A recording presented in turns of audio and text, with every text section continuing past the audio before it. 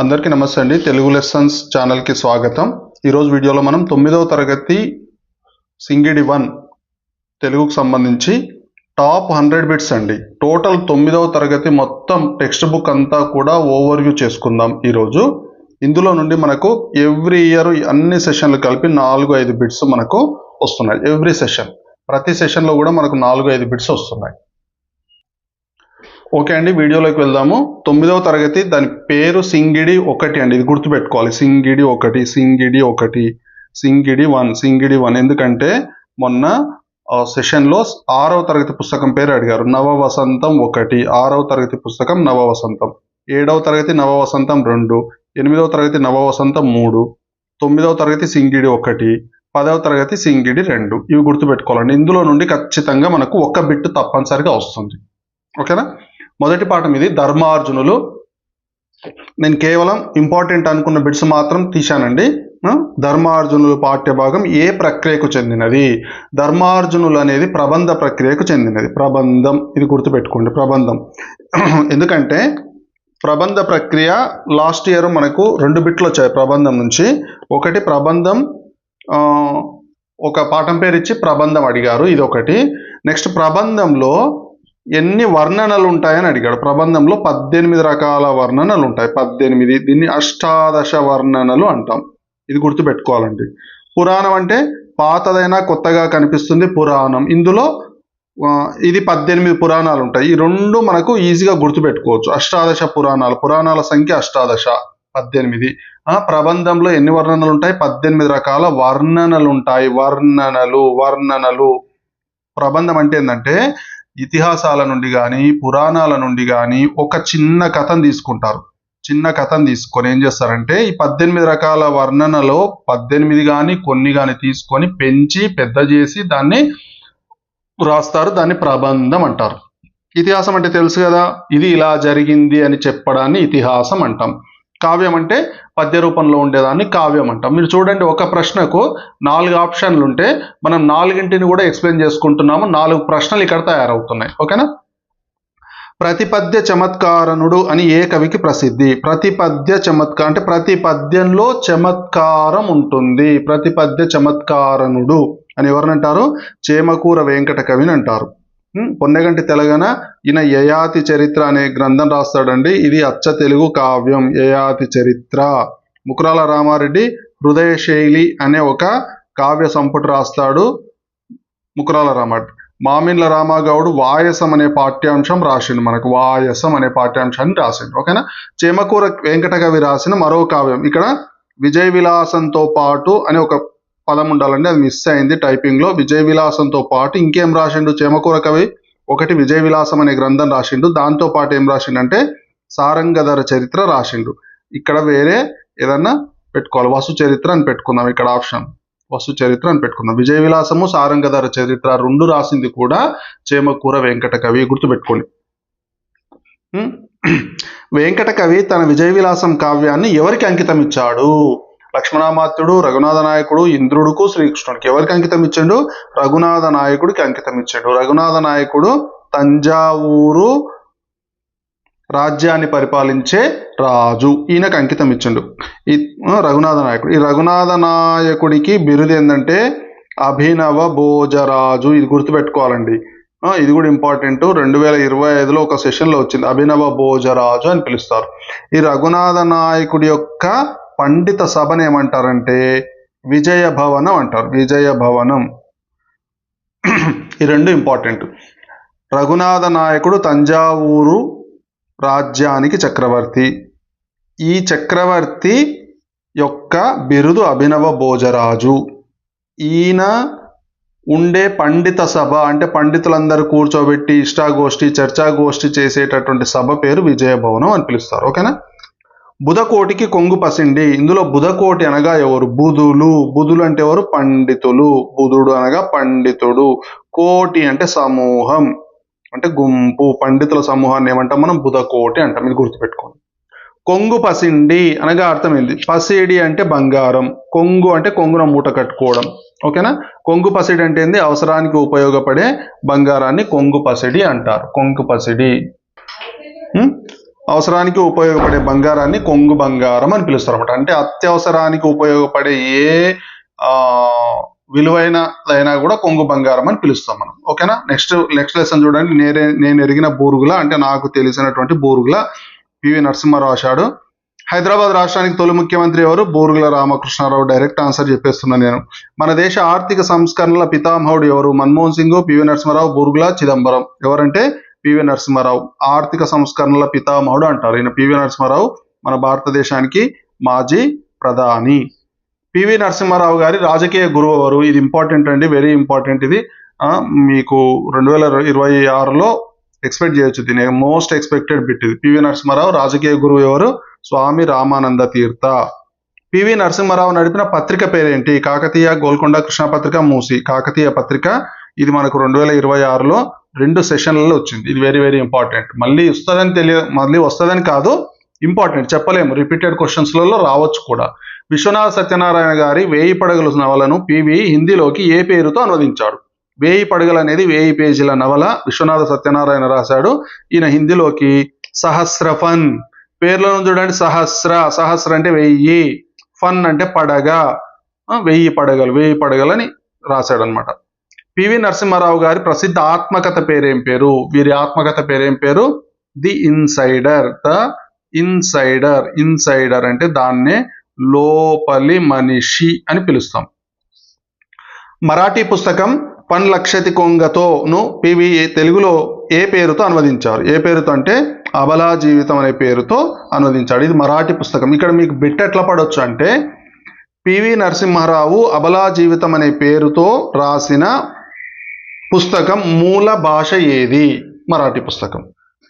ఏ భాష నుండి అనువదించి అబలా జీవితం అనే పుస్తకాన్ని రాశాడు? మరాఠీ భాష.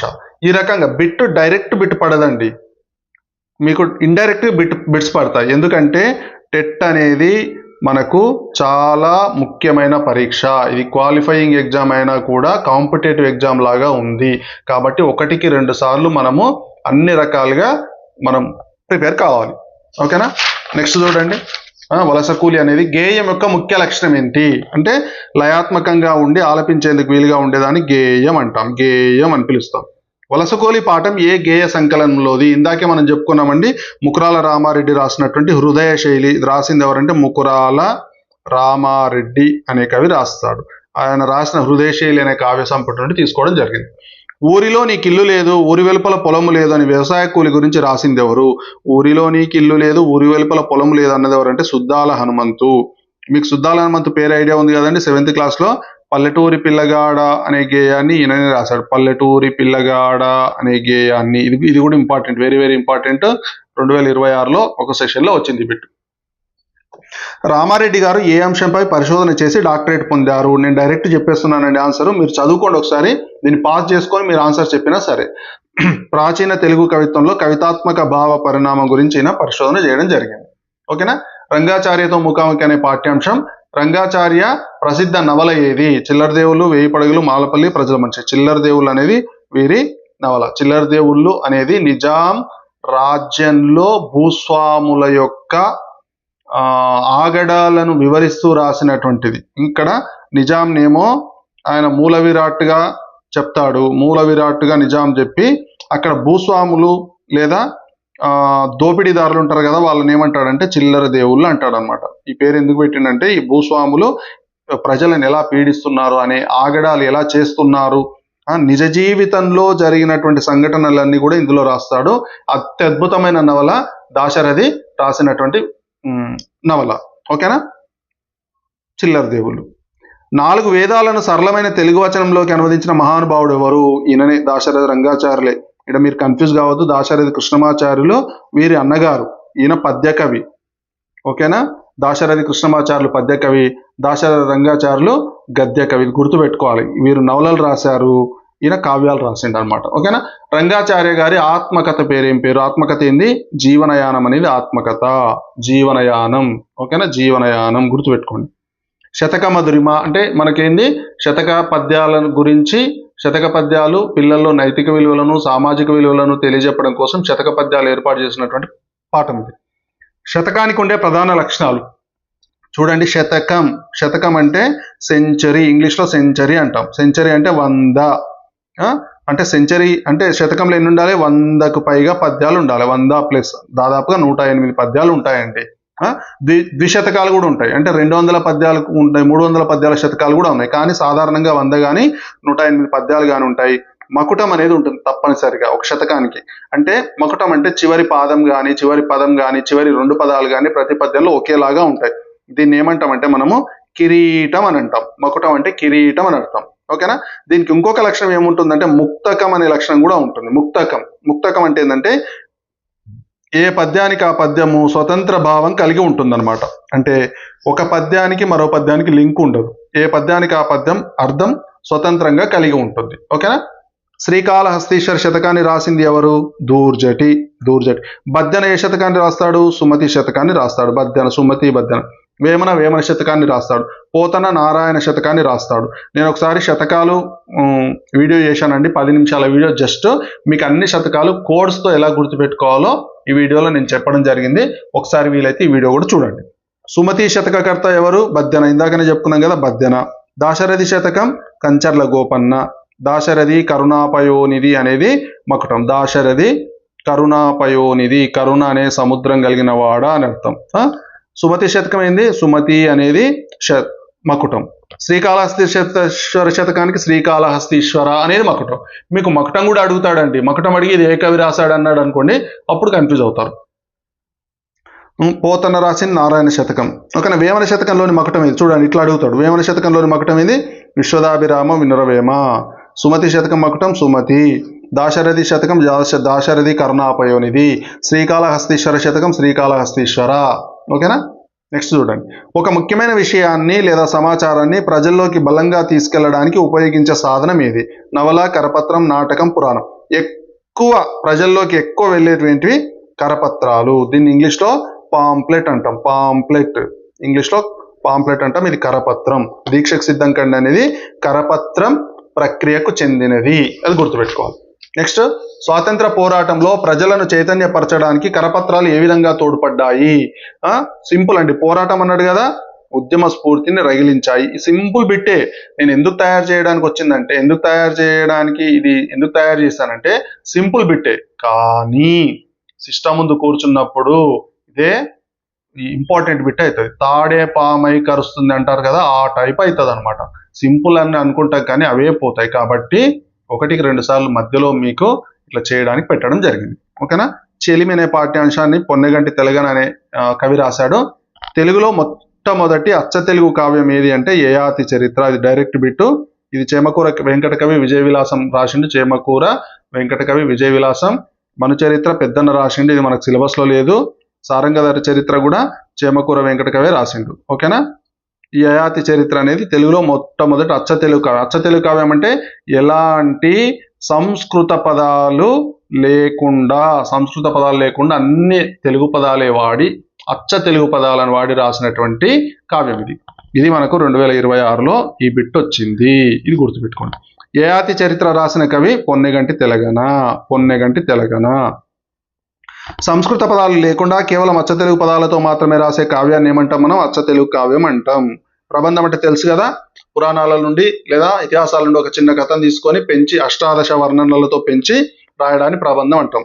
చంపు కావ్యం అంటే పద్యము ప్లస్ గద్యము కలిసి ఉండేదాన్ని చంపు కావ్యం అంటాం.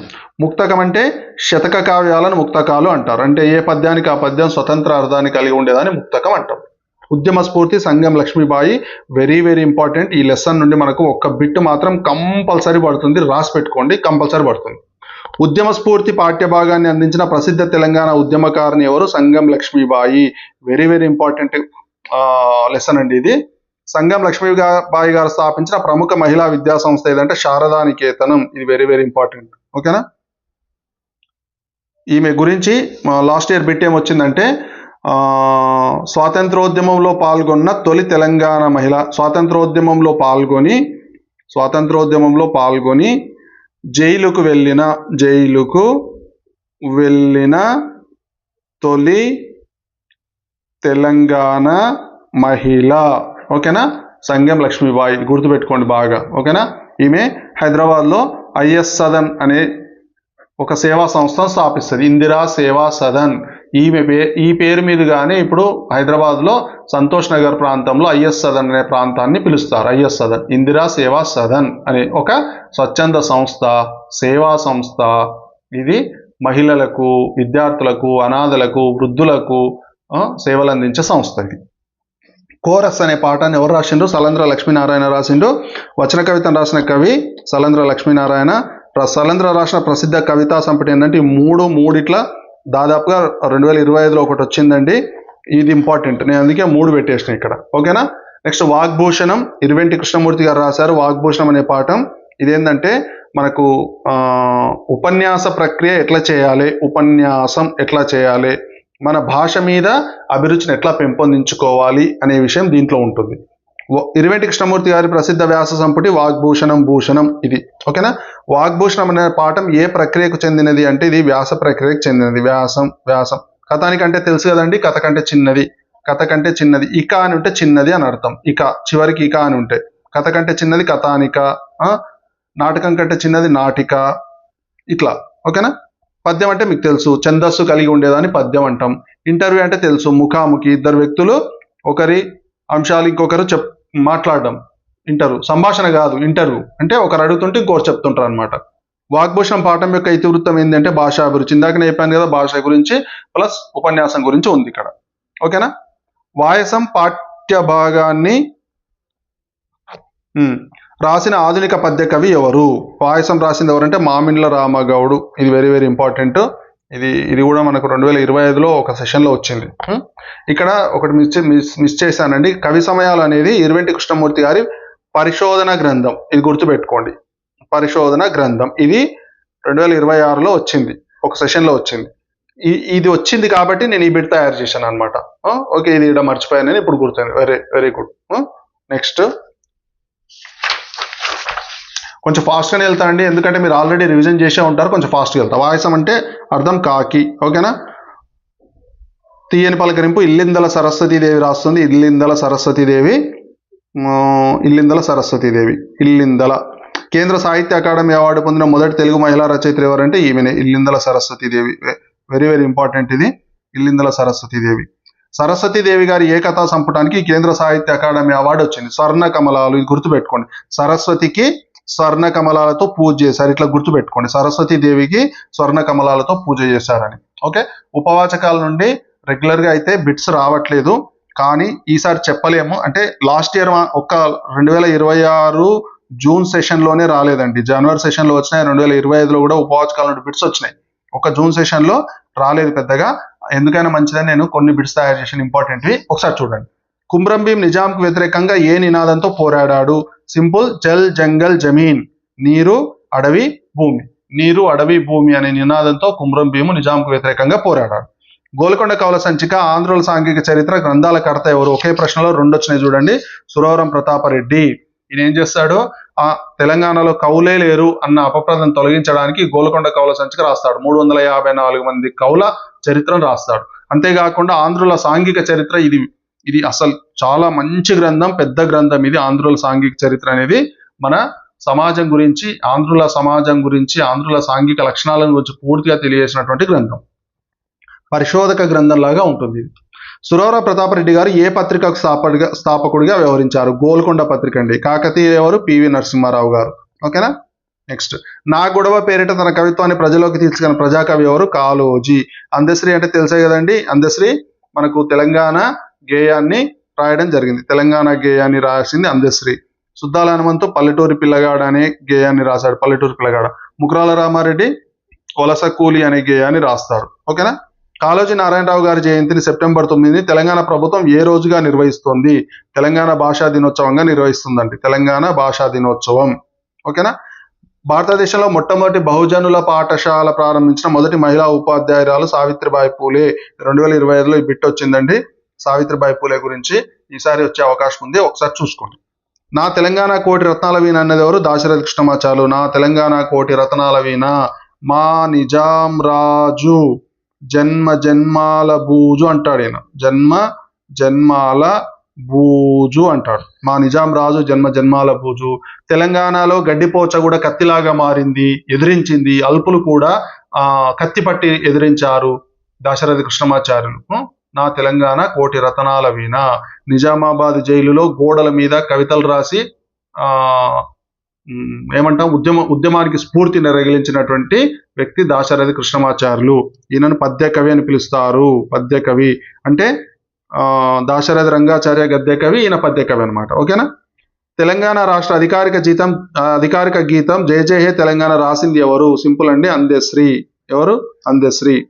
జయ జయ హే తెలంగాణ గీతంలో తెలుగులో తొలి ప్రజాకవి అని ఎవరిని వర్ణించారు? పాల్కురికి సోమని. గుర్తుపెట్టుకోండి, 2026లో ప్రతి సెషన్లో కంపల్సరీ ఒక బిట్ వచ్చింది పాల్కురికి సోమన గురించి. ఒక్కసారి ఈయన బాగా గుర్తుపెట్టుకోండి. ఈయన దేశీ కవి, తొలి సహజ కవి, తొలి ప్రజాకవి. ఓకేనా. నెక్స్ట్ పాల్కురికి సోమన మణిప్రవాళ శైలి వాడిన కవి. మణిప్రవాళ శైలి, ఇది బాగా గుర్తుపెట్టుకొని, మణిప్రవాళ శైలి వాడిన కవి. మణిప్రవాళ శైలి అంటే అటు సంస్కృతము ప్లస్ ఇటు తెలుగు రెండు కలిపి రాసిండు. నెక్స్ట్ పండితులకే కాకుండా పామరుల భాషలో రాసింది ఎవరు అంటే పాల్కురికి సోమన. రకరకాల ప్రక్రియలు, ద్విపదలు, రగడలు, రగడ, శతకం, ఇవన్నీ రాసింది ఎవరంటే పాల్కురికి సోమన. తెలంగాణలో తొలి కవి, తెలంగాణ ఆది కవి అని పిలుస్తారు. ఆదికవి నన్నయ్య అంటారు కదా, ఆంధ్ర తెలంగాణ కలిసినప్పుడు ఆదికవి నన్నయ్య అని ఉన్నది కదా. ఇప్పుడు తెలంగాణలో తొలి కవి ఎవరంటే పాల్కురికి సోమన. గుర్తుపెట్టుకోండి. ఓకేనా. రకరకాల ప్రక్రియలు, అసలు దేశ సాహిత్యాన్ని ప్రపంచానికి పరిచయం చేసినటువంటి వ్యక్తి. రకరకాల ప్రక్రియలను పామరులు ఆనందించే విధంగా కవితలు రాసినటువంటి వ్యక్తి పాల్కురికి సోమన. గుర్తుపెట్టుకోండి. నెక్స్ట్ రాములోరి గుడిని కట్టి రాజ్యాన్ని ధిక్కరించిన కవిరాజు ఎవరు? భక్త రామదాసు, కంచర్ల గోపన్న. రాములోరి గుడి కట్టి అంటే మీకు అర్థమైపోతుంది. ఇక కాళిదాస కావ్యాలకు భాష్యాలు రాసిన మా మెదక్ బిడ్డ ఎవరు? Mallinatha Suri. Very very important అండి. అసలు సంస్కృత కావ్యాలు, కదలిపాకం, నారికేల పాకం. కదలిపాకం అంటే అరటిపండు, నారికేల పాకం అంటే కొబ్బరికాయ. అంటే చాలా కఠినంగా ఉండే కావ్యాలు నారికేల పాకం, చాలా తేలికగా ఉండే కావ్యాలు కదలిపాకం. ఈ నారికేల పాకంలో ఉన్నటువంటి కావ్యాలకు కూడా భాష్యం రాసి, అసలు తెలంగాణలో ఇంత గొప్ప కవులు ఉన్నారా, ఇంత గొప్ప భాష్యకారులు ఉన్నారా అని చెప్పి ప్రపంచం చేత పొగిడబడినటువంటి వ్యక్తి Mallinatha Suri. Very very very very important అండి. ఎందుకంటే తెలంగాణలో సాహిత్యమే లేదు, తెలంగాణలో కవులే లేరు అని విర్రవీగినటువంటి వాళ్లకు సరైన బుద్ధి చెప్పినటువంటి కవులు వీళ్ళంతా. ఒక పాల్కురికి సోమన కానివ్వండి, మల్లినాథ సూరి కానివ్వండి, వీళ్ళందరూ కూడా చాలా చాలా చాలా గొప్ప కవులు. భాష్యం రాయడం అంటే దాన్ని అర్థం చేసుకొని దాన్ని ఇంటర్ప్రిట్ చేయడం. భాష్యం అంటే ఏంది? ఇంటర్ప్రిటేషన్. భాష్యం అంటే వ్యాఖ్యానాలు చేయడం. వ్యాఖ్యానం అంటే దాన్ని అర్థం చేసుకొని దాన్ని సామాన్య ప్రజలకు అర్థమయ్యే విధంగా, నేటి సమాజానికి అది ఏ విధంగా ఉపయోగపడుతుందని చెప్పే విధంగా రాయడాన్ని భాష్యం అంటాం. దాన్ని మల్లినాథ సూరి రాశారు. జాతీయ గీతాన్ని రాసింది ఎవరండి? రవీంద్రనాథ్ ఠాగూర్ జాతీయ గీతాన్ని రాసింది. చూడండి, కన్ఫ్యూజ్ అవుతున్నాం. వందే మాతరం రాసింది బంకించంద్ర చటర్జీ. ఇది గేయం అండి, వందే మాతరం గేయం, ఇది గీతం. ఓకేనా. జనగణమన జాతీయ గీతం రవీంద్రనాథ్ ఠాగూర్, వందే మాతరం గేయం బంకించంద్ర చటర్జీ. ఎట్లా గుర్తుపెట్టుకుంటారు దీన్ని? ఈజీ కదా, కానీ సిస్టమ్ ముందు కూర్చున్నప్పుడు కన్ఫ్యూజ్ అవుతారు. ఓకేనా. గేయం బంకించంద్ర వందే మాతరం ఇట్లా గుర్తుపెట్టుకోండి. గే బం వం. ఓకేనా. ఇట్లా గుర్తుపెట్టుకోండి. బం బం అట్లా గుర్తుపెట్టుకోండి. ఓకేనా. నెక్స్ట్ బుధకోటికి కొంగు పసిడి. ఇందులో కొంగు పసిడి అనగా అర్థం ఏమిటి? కొంగు పసిడి అంటే అవసరానికి ఆదుకునే బంగారం. నెక్స్ట్ తనూజుడు. ఎప్పుడైనా వ్యుత్పత్తి అర్థాన్ని విడదీసుకుంటప్పుడు చూడండి, తనూజుడు అంటే తనువు అంటే శరీరం, అంటే జన్మించినవాడు, శరీరం నుండి జన్మించినవాడు అంటే తనువు నుండి పుట్టినవాడు. ఇది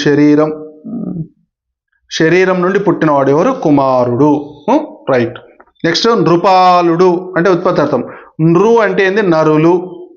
పాలుడు అంటే పాలించేవాడు, నరులను పాలించేవాడు ఎవరు? రాజు. నృపాలుడు అంటే నందనుడు, నందనం అంటే సంతోషం, నందనం అంటే సంతోషం, సంతోషం కలిగించేవాడు ఎవరు? కుమారుడు. ఇట్లా గుర్తుపెట్టుకోవాలి.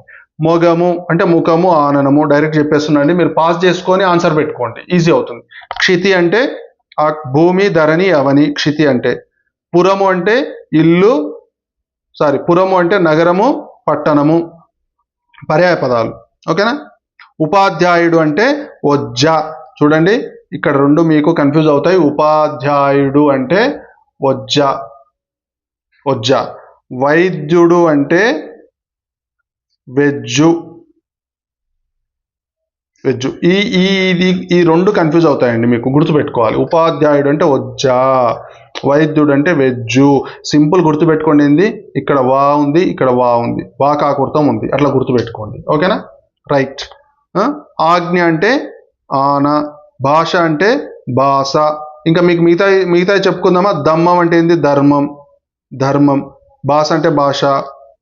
అగ్గి అంటే అగ్ని, దోషం అంటే దోషం. ఓకేనా. రైట్. ఇక్కడ చూడండి ఆల్రెడీ వచ్చేసింది, మనం చెప్పుకున్నాం. ధర్మం, దమ్మం. రాజు అనే పదానికి నానార్థాలు. రాజు అంటే ప్రభువు, ఇంద్రుడు, చంద్రుడు. ఇది దిక్కు, దిశ, ఆశ్రయం. నీవే దిక్కు అంటే నీవే ఆశ్రయం. దిక్కు అంటే పడమర దిక్కు అంటే పడమర దిశ. ఇట్లా నానార్థాలు అంటే తెలిసే కదండి, ఒక పదానికి వేరు అర్థాలు రావాలి. అదే పర్యాయ పదాలు అంటే ఒక పదానికి అదే అర్థం రావాలి. చిత్తం అనే పదానికి నానార్థాలు. చిత్తం అంటే మనసు ఒకటి, చిత్తం అంటే ఇష్టం, నీ చిత్తం అంటాం అంటే నీ ఇష్టం. చిత్తం బాగాలేదు, మనసు బాగాలేదు. ప్రియం అంటే నానార్థాలు. ప్రియం అంటే ఒకటి హెచ్చు, హెచ్చు అంటే ఎక్కువ అని అర్థం. ఇంకోటి ఇష్టం, ఇష్టం అని అర్థం. సోయగం అనే పదానికి అర్థం, సోయగం అంటే అందం. ఓకేనా. ఏ ఊరు అంటే 5 మంది. ఇది గుర్తుపెట్టుకోండి, వెరీ వెరీ ఇంపార్టెంట్. ఇక్కడ ఏ ఊరు, వే ఊరు, ఈ రెండు కన్ఫ్యూజ్ అవుతాయి. ఏ ఊరు అంటే 5 మంది, 5. వే ఊరు అంటే 1000 మంది, 1000. ఎట్లా గుర్తుపెట్టుకుంటారు? ఇక్కడ వా వా, వే వే. 1000 మంది అంటే వే ఊరు, 5 మంది అంటే ఏ ఊరు. ఏ ఊరు అంటే 5, వే ఊరు అంటే 1000. ఇది గుర్తుపెట్టుకోండి. ఓకేనా. వెగటు అంటే విసుగు రావడం, విరక్తి రావడం, అసహ్యం కలగడం. బుధుడు అంటే ఆల్రెడీ చెప్పుకున్నాం, బుధకోటికి కొంగు పసిండి అని. బుధుడు అంటే పండితుడు. భ్రాంతి గొలిపే జ్ఞాపకాలు నాకు ముప్పిరిగొంటున్నాయి. ముప్పిరిగొనడం అంటే చుట్టుముట్టడం అనమాట, ఒకదాంతో ఒకటి కలిసిపోవడం, ఎక్కువ కావడాన్ని ముప్పిరిగొనడం అంటాం. వీసమెత్తు అహంకారం కూడా లేదు. వీసమెత్తు అంటే చాలా తక్కువ. వీసం అంటే రూపాయిలో 16వ వంతు అంటే 16.96 పైసల్ని ఏమంటాం? వీసం అంటాం. దీన్ని అనా అని కూడా అంటారు, అనా అని కూడా అంటారు. కడగొట్టు బిడ్డ అంటే చివరి సంతానం, చివరి సంతానం కడగొట్టు బిడ్డ అంటే. ప్రాభవం అంటే గొప్పతనం, గొప్పతనం, ప్రాభవం. ప్రాతస్మరణీయుడు అంటే ప్రాతకాలం అంటే తెల్లవారుజామున. స్మరణీయుడు అంటే గుర్తుంచుకునేవాడు, అంటే ఉదయాన్నే తలుచుకోదగిన ఉత్తముని ప్రాతస్మరణీయుడు అంటారు, అంటే మనకు మేలు చేసిన వాళ్ళని. హితైషి అంటే మేలు కోరేవాడు. మన హితైషులను మనం ఏం చేస్తాం? ప్రాతస్మరణీయులుగా గుర్తిస్తాం. నెక్స్ట్, గొడ్ల డొక్కలు గుంజడం అంటే ఆహారం లేక ఎండిపోవడం అని అర్థం. గొడ్ల డొక్కలు, గొడ్లు అంటే పశువులు, డొక్కలు అంటే కడుపులు. గుంజిపోయినాయి అంటే బక్కగా అయిపోయినాయి, ఎందుకు? ఆహారం లేక. చెరువులు కుంటలు పర్రెవడని. పర్రె అంటే ఏంది? నెర్రెలు బారడం. చెరువులు కుంటలు నెర్రెలు బారడం. పైరులన్నీ వరుగులయ్యాయి. వరుగులు కావడం అంటే ఎండిపోవడం. పంటలు బాగా పండడం, నీరు లేక పంటలను ఎండిపోయి గడ్డిలా మారడం. ఇది అండి ఆన్సర్. జలపిడుగు అంటే భయంకరమైన తుఫాను, తుఫాను లేదా వరదలు, వీటినంతా కూడా మనం ఏమంటామంటే జలపిడుగు అంటాం, జలపిడుగు అంటాం. ఓకేనా. ఆశ పదానికి వికృతి ఆశ. సింహం, సింగం. గుహ, కుహరం. జాతీయాలండి. ఇందులోకెళ్ళి ఒక బిట్ కంపల్సరీ వస్తుందండి, ఒక బిట్ కంపల్సరీ. మీరు ఏ రకంగా చూసుకున్నా కూడా ఒక బిట్ వస్తుంది, ఒకటికి 2 సార్లు చూసుకోండి. శ్రీరామ రక్ష అంటే రక్షణ, పేరులో ఉంది, తిరుగులేని రక్ష. కారాలు మిరియాలు నూరడం అంటే కారం, కారం ఉంటుంది. మిరియాలు, కారానికి మిరియాలు ఇంకా తోడైన అంటే తీవ్రమైన కోపం ప్రదర్శించేటప్పుడు ఆ రకంగా చెప్తారు. అగ్గి బుక్కడం అంటే ఇది కూడా సేమ్. అగ్గిని ఏం చేస్తున్నాడు? బుక్కుతున్నాడు, అంటే కోపంతో ఉడికిపోవడం అని అర్థం. కుడితిలో పడ్డ ఎలుక అంటే, కుడితిలో పడ్డ ఎలుక చూడండి, బయటికి రాదు, లోపల ఉండలేదు, అటు ఇటు కాక ఇబ్బంది పడడాన్ని ఏమంటారంటే కుడితిలో పడ్డ ఎలుక అంటారు. ఓకేనా. గోడకేసిన సున్నం అంటే, గోడకు సున్నం వేస్తే ఎట్లా ఉంటుందో? అందంగా ఉంటుందా? తిరిగి రాదు. ఇది గోడకేసిన సున్నం మళ్ళీ తిరిగి రాదు. ఇది ఆన్సర్. ఇది కన్ఫ్యూజ్ చేయడానికి ఇచ్చిన నేను. ఓకేనా. నల్లికుట్లోడు అంటే బయటికి కనిపించకుండా హాని చేసేవాడిని నల్లికుట్లోడు అంటాం. ఇవన్నీ జాతీయాలు. జాతీయాలు అంటే నీకు అర్థం తెలుసు కదండి. ఇక్కడ ఎక్స్ప్లెయిన్ చేస్తాను చూడండి ఒకసారి. సామెత అంటే ఏంటి, జాతీయం అంటే ఏంటి, ఎట్లా గుర్తుపట్టాలి, సింపుల్ ఎట్లా గుర్తుపట్టాలి చూడండి. సామెత అంటే 3 లేదా 4 పదాలు ఉంటుంది, పదాలు పెద్దగా ఉంటుంది, కొంచెం వాక్యం లాగా ఉంటుంది. జాతీయం అంటే 1 లేదా 2 పదాలు మాత్రమే ఉంటుంది. జాతీయానికి అర్థం వేరే వస్తుంది. అంటే ఉదాహరణకు ఇక్కడ ఉన్నది అర్థం కాకుండా వేరే అర్థం వస్తుంది. ఇక్కడ చూడండి, అగ్గి బుక్కుట అని ఉంది. అంటే అగ్నిని ఏం చేస్తున్నాం, బుక్కడం అని అర్థం, దీని ఒరిజినల్ అర్థం. కానీ దీన్ని విడదీసి అర్థం చెప్తే ఏముంది, కోపంతో ఉడికిపోవడం అనేది ఉంది. సామెతనేమో ఉన్న అర్థం ఉన్నట్లుగానే వస్తుంది, జాతీయానికి ఉన్న అర్థము విశేష అర్థంగా మారుతుంది, వేరే అర్థం వస్తుంది. సామెతకు ఒక కథ కానీ ఒక అనుభవం కానీ ఉంటుంది, జాతీయానికి అవేమీ ఉండవు. జాతీయాలను కానీ సామెతలను కానీ ఉన్నది ఉన్నట్లుగా వేరే భాషలోకి అనువదించలేము, అది గుర్తుపెట్టుకోండి. ఓకేనా. నెక్స్ట్ ఒకటే పేజ్ ఉందండి, అయిపోతుంది. లాస్ట్ 5 minutes రివిజన్ లాగా అనుకోండి, ఒక్కసారి వినండి. నీళ్లు నమలడం అంటే సందేహించడం, నూరిపోయడం అంటే విషయాన్ని బలంగా అందజేయడం. విశేషణ విశేషాలతో ఏర్పడే సమాసాన్ని ఏమంటాం, విశేషణం అంటే తెలిసే కదండి. నామవాచకానికి కానీ సర్వనామానికి కానీ ఉండే గుణాన్ని విశేషణం అంటాం. విశేష్యం అంటే దీన్ని నామవాచకం అంటాం. అంటే ఒక గుణం ఉండాలి, ఒక లక్షణం ఉండాలి, ఒక స్వభావం ఉండాలి, ఒక నామవాచకం ఉండాలి. ఈ రెండింటి కలిపే దాన్ని ఏమంటాం అంటే కర్మధారయ సమాసం అంటాం. ఈ కర్మధారయం అంటే ఈ విశేషణం అనేది పూర్వపదంలో ఉంటే విశేషణ పూర్వపద కర్మధారయ సమాసం, ఉత్తర పదంలో ఉంటే విశేషణ ఉత్తరపద కర్మధారయ సమాసం. సమాసంలో మొదటి పదాన్ని పూర్వపదం అంటాం, రెండో పదాన్ని ఉత్తర పదం అంటాం. అదే సంధిలో అయితే మొదటి పదాన్ని పూర్వపదం అంటాం, రెండో పదాన్ని పరపదం అంటాం. ఓకేనా. ఉదగ్ర తేజం, ఉదగ్రమైన తేజం విశేషణం. ఇది ఉదగ్రం అంటే విశేషణం ఏ పదంలో ఉంది, పూర్వపదంలో ఉంది. కాబట్టి విశేషణ పూర్వపద కర్మధారయ సమాసం. సింపుల్ గుడ్డి గుర్తు మీరు, విశేషణ పూర్వపద కర్మధారయ సమాసాలకు అయినా అని వస్తుంది, కర్మధారయ సమాసాలకు అయినా అనేది వస్తుంది. ఓకేనా. తొల్లిటి రాజులు అంటే తొలి రాజులు, తొలి అనేది విశేషణం పూర్వపద. సకల జనులు, సకలమైన జనులు, సకలం అనేది విశేషణం పూర్వపద. పరసేన, పరమైన సేన, పరమైన సేన, ఇది విశేషణ. విశేషణం ఉత్తరపదంగా ఉంటే దాని విశేషణ ఉత్తరపద కర్మధారయ సమాసం అంటారు. ఇది 2026లో విశేషణ ఉత్తరపద కర్మధారయ సమాసం నుండి ఒకటి వచ్చింది, విశేషణ ఉభయపద కర్మధారయ సమాసం నుండి ఒక బిట్ వచ్చింది. ఇందులో ఇది బాగా గుర్తుపెట్టుకోండి. ఓకే. తమ్ము కుర్రలు, ఇక్కడ చూడండి, కుర్రలు అనేది విశేషణం. ఈ తమ్ము కుర్రలలో కుర్రలు ఎక్కడ ఉంది, ఉత్తర పదంలో ఉంది. కాబట్టి ఇది విశేషణ ఉత్తరపద కర్మధారయ సమాసం. కుర్రలైన తమ్ములు. విడదీసుకున్నప్పుడు అంటే విగ్రహవాక్యం రాసుకున్నప్పుడు మాత్రం మనం ఇట్లే రాసుకుంటాం, ఇదేం చేస్తాం, ముందుకు తీస్తాం. కానీ ఇది కుర్రలు అనేది విశేషణం కదా, విశేషణం అనేది ఈ పదంలో ఎక్కడుంది, ఉత్తర పదంలో ఉంది. కాబట్టి ఇది విశేషణ ఉత్తరపద కర్మధారయ సమాసం అవుతుంది. కార్మిక వృద్ధులు, ఇది వృద్ధులైన కార్మికులు. వృద్ధులు అనేది విశేషణం ఏ పదంలో ఉంది, పూర్వపదం పరపదం, ఉత్తర పదం, పూర్వపదం ఉత్తర పదం.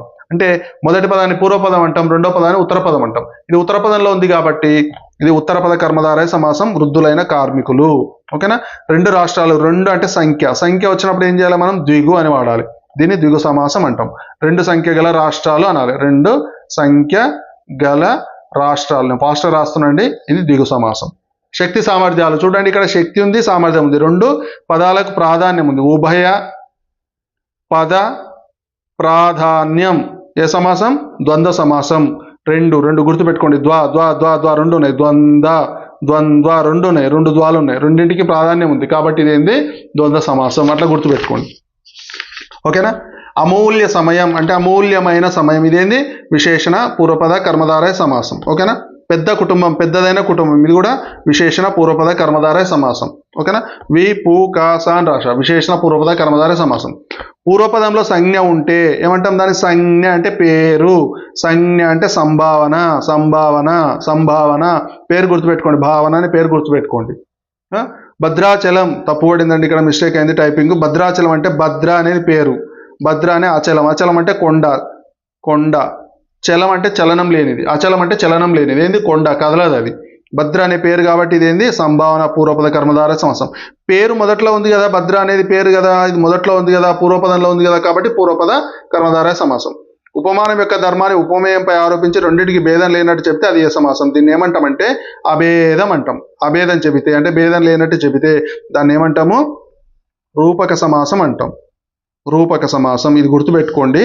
ఇప్పుడు ఇక్కడ నేను ఒక చిన్న ఎక్స్ప్లెనేషన్ ఇస్తాను, గుర్తుపెట్టుకోండి.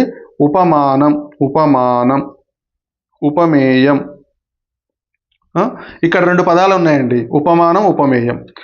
ఏ వస్తువుతో పోలిస్తే అది ఉపమానం, ఏ వస్తువును పోలిస్తే అది ఉపమేయం. గుర్తుపెట్టుకోండి, వస్తువుతో పోలిస్తే అది ఉపమానం, వస్తువుని పోల్చిన వస్తువుని ఉపమేయం అంటాం. ఓకేనా? ఇప్పుడు చూడండి, ఇక్కడ విద్యాధనం, విద్యను దేంతో పోల్చిండు? విద్యను దేంతో పోల్చిండు? ధనంతో పోల్చిండు. విద్య వేరు, విద్య అంటే చదువు, ధనం అంటే డబ్బు. ఈ రెండు పదాలు వేరువేరు, అర్థాలు వేరువేరు, అయినా కలిపి ఏం చేసిండు? విద్యాధనం అని ఒకే పదం చేసిండు. ఈ రెండు పదాలకు అర్థాలకు వేరువేరు ఉన్నా కూడా భేదం లేనట్టుగా, ఉపమానానికి ఉపమేయానికి భేదం ఉన్నా లేనట్టుగా చెబితే దాన్ని ఏమంటాం అంటే రూపక సమాసం అంటాం. రూపక సమాసం. ఓకేనా? రూపక సమాసం. ఓకేనా? దేంతో పోలుస్తున్నాడు? ఇక్కడ విద్యను ధనంతో పోలుస్తున్నాడు. అప్పుడు విద్య ఏమవుతుంది? ఉపమేయం అవుతుంది. ధనం ఏమవుతుంది? ఉపమానం అవుతుంది. ఓకేనా? కృపారసము, కృప అనేది రసము, ఇది సేమ్ రూపక సమాసం. దయాభరణం, ఇది కూడా రూపక సమాసం. సింపుల్, మీకు గుర్తుపెట్టుకోవాలి, రూపక సమాసంలో ఇది వస్తుంది పదం, అనేడు ఈ పదం వస్తుంది అనమాట. ఓకేనా? నెక్స్ట్, పదాల చివర, పాదాల చివర, వాక్యాల చివర, చరణాల చివరలో అక్షరాలు పునరావృతం అయితే దాన్ని ఏమంటాం? చేకానుప్రాస అంటాం. చేకానుప్రాస కదండి, అంత్యానుప్రాస అంటాం. అంత్యానుప్రాస. చివర అని ఉంది కదా, చివర, అంత్య, చివర, అంత్య, అంతం అంటే చివరిలో వస్తే దాన్ని అంత్యానుప్రాస అంటారు. ఓకేనా? ఎన్నడొస్తావు లేబరి, పాలమూరి జాలరి అంటే ఇక్కడ చివర్లు సేమ్ ఉన్నాయి కదా, రీ జాలరి, లేబరి, వీటిని ఏమంటే అంత్యానుప్రాస అంటాం. మరి వృత్యానుప్రాస అంటే ఏంది? వృత్యానుప్రాస అంటే ఒకే అక్షరం మళ్ళీ రావాలి. ఒక్క అక్షరమే మళ్ళీ రావాలి. ఆ పదంలో, ఆ వాక్యంలో ఒక్క అక్షరం మళ్ళీ రావాలి. ఉదాహరణ చూడండి, లక్ష్మయ్య, లక్ష భక్షములు భక్షించే లక్ష్మయ్యకు ఒక్క భక్షము లక్షమా. లక్ష భక్షములు భక్షించే లక్ష్మయ్యకు ఒక్క భక్షము లక్షమా. అక్ష మళ్ళీ వచ్చింది.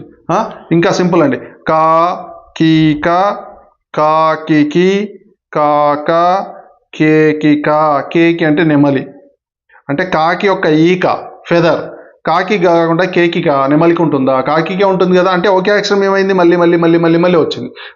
నా నూనెనే, నీ నూనెనే, నేను నిన్నన్నానా, నీ నాన్ననన్నానా, నన్నన్నాను, నా నాన్ననన్నాను, మా మామే, మీ మామే. ఇట్లాంటి పదాలన్నీ కూడా ఏంటంటే వృత్యానుప్రాస అలంకారానికి వస్తాయి. వృత్యానుప్రాస. నెక్స్ట్, చేకానుప్రాస అంటే ఏంటండి? చేక అంటే జంట, అంటే జంట అక్షరాలు మళ్ళీ రావాలి. రెండు అక్షరాల జంట మళ్ళీ రావాలి. ఉదాహరణకు చూడండి, నీటిలో పడిన తేలుతదా. తేలు. ఇక్కడ చూడండి, నీటిలో పడిన తేలుతదా. తేలు అంటే ఇక్కడ జీవి, తేలుతదా తేలడంలో ఇది ఒక క్రియ, తేలడం అనేది. అంటే రెండు పదాలు వెంటనే రావాలి, కానీ అర్థాలు మాత్రం వేరు ఉండాలి.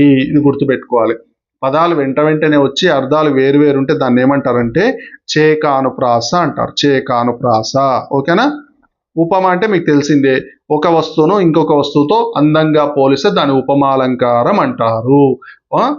ఆమె ముఖము చంద్రబింబం లాగా అందంగా ఉంది, వాడు భీముడిలాగా బలవంతుడు, లాగా, వలె, ఈ రెండు వస్తే ఒక వాక్యంలో అది ఉపమాలంకారం. గుర్తుపెట్టుకోవాలి.